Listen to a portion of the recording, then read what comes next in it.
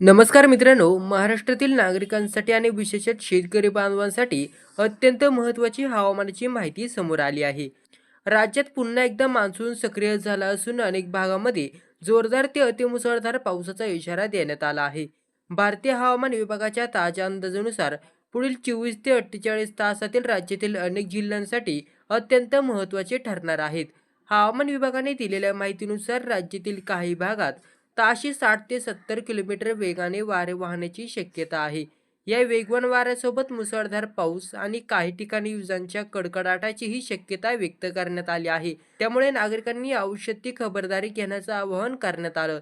दरम्यान नाशिक आणि पालघर जिल्ह्यामध्ये पावसाने जोरदार हजेरी लावली.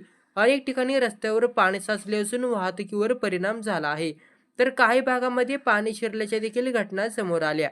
नदी नाले दुथडी भरून वाहत असल्याने प्रशासनाने सतर्कतेचा इशारा दिला आहे.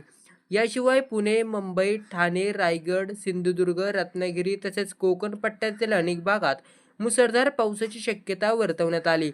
मध्य महाराष्ट्र आणि विदर्भातील काही जिल्ह्यांमध्येही जोरदार पावसाचा अंदाज व्यक्त करण्यात आला आहे.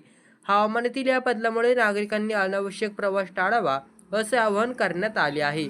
समुद्रकिनारी राहणाऱ्या नागरिकांसाठी आणि मच्छीमारांसाठीही महत्त्वाचा इशारा देण्यात आला आहे.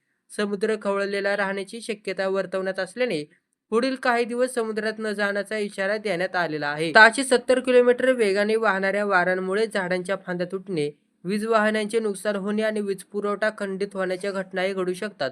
हवामान विभाग सातत्याने परिस्थितीवर लक्ष ठेवून आहे. परिस्थितीनुसार पुढील काही तासात नवीन सूचना किंवा नवीन इशारे जारी होऊ शकतात. त्यामुळे नागरिकांनी सोशल मीडियावर अफवांवर विश्वास न ठेवता अधिकृत हवामान विभाग आणि स्थानिक प्रशासनाच्या सूचनांचे पालन करावे. ही होती महाराष्ट्रातील ताज्या हवामानाच्या महत्त्वाची माहिती.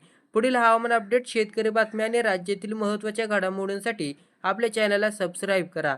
धन्यवाद.